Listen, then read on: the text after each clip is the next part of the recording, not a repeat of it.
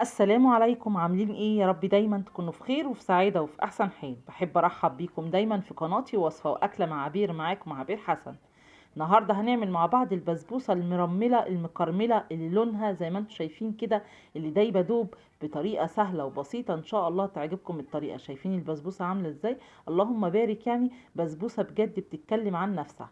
بجد بسبوسة جميلة جدا وحلوة ومرملة وكمان مكرملة زي ما انتم شايفين كده.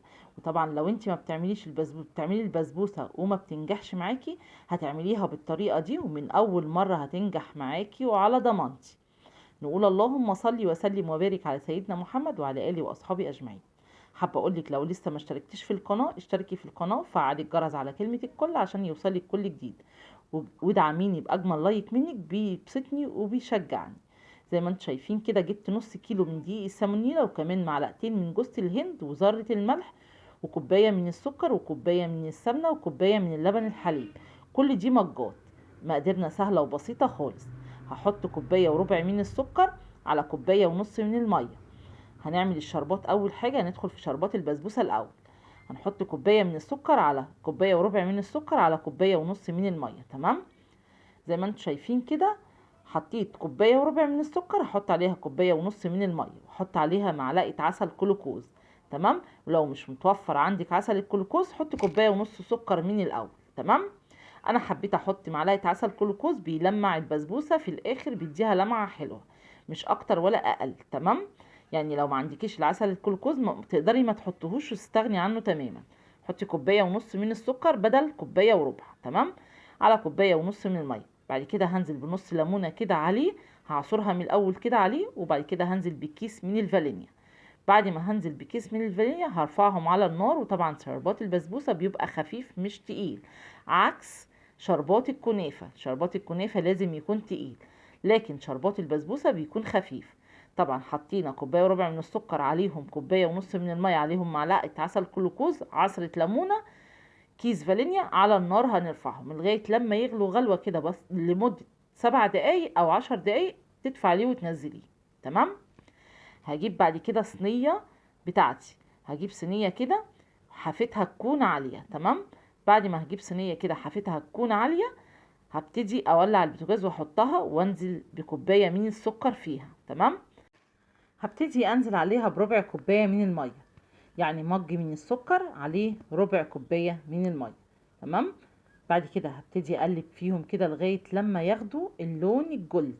الاول هياخدوا اللون البيج، وبعد ما هياخدوا اللون البيج هياخدوا لون البني الفاتح. تمام. هنفضل نقلب فيهم. في اللحظة دي بقلب كده في الشربات وبتابعه. تمام.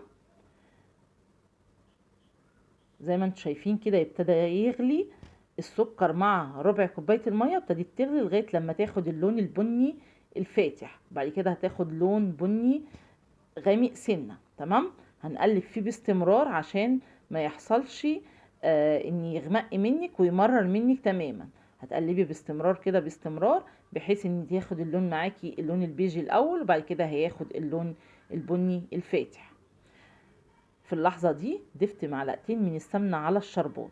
المج اللي احنا هنحطه السمنة اللي احنا مجهزينه، خدت منه معلقتين بالظبط، حطيتهم على الشربات.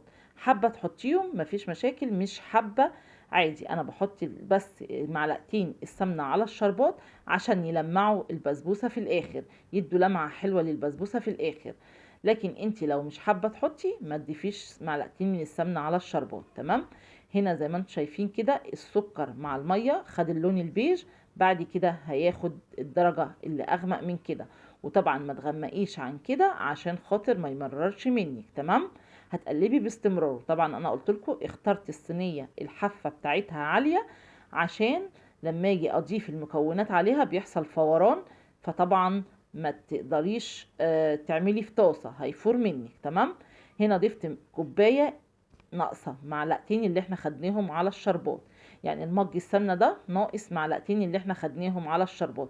لو ما خدتهمش على الشربات، حطي الكوباية على بحالها، مفيش مشاكل خالص.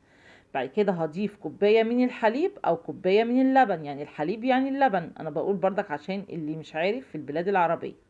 تمام.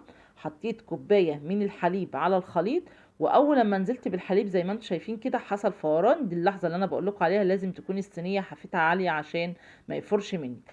وطبعا بيحصل اول لما بتنزلي بالحليب بيحصل تكتلات. ما تقلقيش خالص، وطي النار خالص وقلبي لغايه لما تفك كده خالص التكتلات. هتلاقيها فكت وانا ما فصلتش الكاميرا عشان تشوفيها معايا كويس جدا. تمام. هنا زي ما انتم شايفين كده قلبنا الخليط. اول لما ياخد غلوة واحدة هتنزليه من على البوتاجاز. تمام. والشربات طبعا هيكون كده معايا تمام، هتنزليه بردك في نفس اللحظة. تمام. شايفين لون الخليط عامل ازاي؟ بني فاتح، يعني ما تخلوهوش اغمق من كده.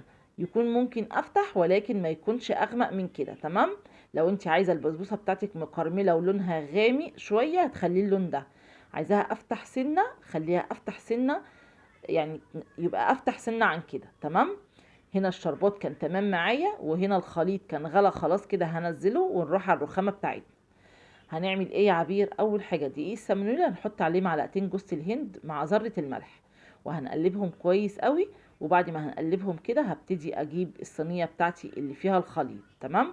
هبتدي انزل كده بدقيق السمنيله عليه. تمام. او دقيق البسبوسه على الخليط. وطبعا بقلب بمعلقه خشب لانه سخن جدا. وانت بتقلبي كده حاسبي كويس قوي عشان هو سخن جدا. تمام. هتقلبي الخليط كويس جدا وتحسي ان الخليط كله تمازج مع بعضه. الدقيق دخل مع السمنه مع الخليط كويس جدا. هكون مجهزه صينيه مقاس 28. لو انت عايزه البسبوسه بتاعتك عاليه قوي هتخليها 26. عايزاها نفس الحجم اللي انا عاملاه خليها مقاس 28.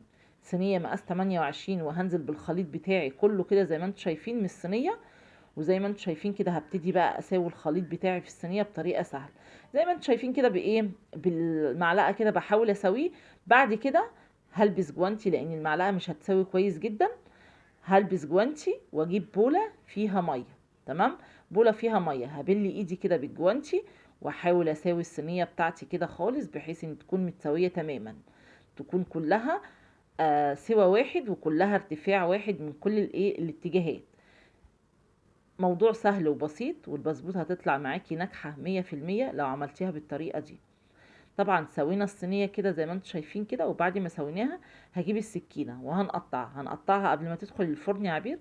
هتبقى جميله جدا ما تقلقيش. هتسهل عليكي كمان احسن من تخرج من الفرن وتقطعيها. هبتدي اقطعها زي ما انتم شايفين كده. هحاول اقطعها طوليه الاول وبعد كده هقطعها آه بالعرض بحيث ان تبقى مربعات كده. طبعا التقطيعة اللي انت عايزاها، حابة تقطعيها كده حابة تقطعيها بطريقة تانية سمبوكسات، مفيش مشاكل خالص. طريقة سهلة وبسيطة. وطبعا انا بقطعها كده بتسهل عليا كتير قوي لما بتكون مستوية وتبقى خلاص كده متحددة. باخد القطعة كده متحددة جاهزة. شايفين عاملين ازاي؟ قطعت الصينية بطريقة سهلة وبسيطة وجميلة. بعد ما قطعناها بقى عندك لوز، عندك بندق، عندك كاجو، اي مكسرات حضرتك تحبيها ممكن تحطيها. طبعا انا كان عندي لوز، حطيت لوز كده. وانا بحط اللوز بدوس عليها دوسة خفيفة، مش دوسة يعني جامدة، لا دوسة خفيفة. حطيت اللوز بتاعي كده دخلتها الفرن. قعدت قد ايه في الفرن يا عبير؟ ربع ساعة بالظبط. ربع ساعة وخرجت. الشربات بتاعي كان برد. ابتديت ادفيه تاني. البسبوسه طالعه سخنه من الفرن. الشربات دفي تاني على النار، دفيته تاني على النار. هاخد نص كميه الشربات دي. تمام. لان احنا حاطين كوبايه من السكر على البسبوسه. طبعا انا هاخد نص كميه الشربات دي بالظبط. تمام. زي ما انتم شايفين كده حطيت الشربات على البسبوسه. في اللحظه دي حطيت الشربات على البسبوسه لغايه لما حسيت ان البسبوسه خلاص مش محتاجه شربات تاني. كانت بقى معايا كميه من الشربات، نص كميه الشربات بالظبط. تمام. او تلتها. فحطيت كده. ابتديت بقى زي ما انتم شايفين، بصوا الشربات كان عايم ازاي على البسبوسه. ابتديت بقى اغطيها واسيبها لغايه لما تشرب الشربات بتاعها كويس قوي. سبتها حوالي نص ساعه. بعد ما سبتها نص ساعه اللهم بارك، بصوا الصينيه عامله ازاي. والله والله تحفه بجد، جميله. هتعجبكم الطريقه جدا وهيعجبكم طعمها قوي. طبعا انت بتعملي البسبوسه بسمنه بلدي. اساسي السمنه البلدي بتبقى طعمها حلو. بصوا البسبوسه طبعا سهلت عليا التقطيع اللي احنا مقطعينه من الاول. سهلته عليا خالص. القطعه طالعه ما شاء الله متماسكه، وفي نفس الوقت ما شاء الله مرمله. واللهم بارك كمان مكرملة مرملة ومكرملة وما شاء الله حلوة قوي. طريقة البسبوسة دي لو ما بتنجحش معاكي، الطريقة دي هتنجح معاكي 100%. عايزاكي تجربيها بالطريقة دي وتكتبي لي في الكومنتات كده الطريقة ناجحة معاكي ولا لا. شايفين البسبوسة عاملة ازاي؟ اللهم بارك، مرملة ومكرملة وطعمها تحفة. وكمان الكرملة بتاعت البسبوسة مدية طعم تحفة للبسبوسة بجد. والله عايزاكم تجربوها بالطريقة دي ان شاء الله هتعجبكم. لو لسه ما حطيتيليش لايك للفيديو، ادعميني باجمل لايك منك. وكمان لو لسه ما اشتركتيش في القناة اشتركي في القناة وفعلي الجرس على كلمة الكل عشان يوصلك كل جديد. ولو امكن ممكن تشيري الفيديو مع اصحابك وحبايبك. زي ما انتم شايفين كده صينية البسبوسة بتتكلم عن نفسها. وبكده كان فيديو النهاردة. يا رب يكون عجبكم، ويا رب دايما انول اعجابكم واكون دايما عند حسن ظنكم، واكون دايما ضيفة خفيفة على قلوبكم، واقدم لكم الاحسن والاحسن. واستودعكم الله الذي لا يضيع ودائعه. والسلام عليكم ورحمة الله وبركاته.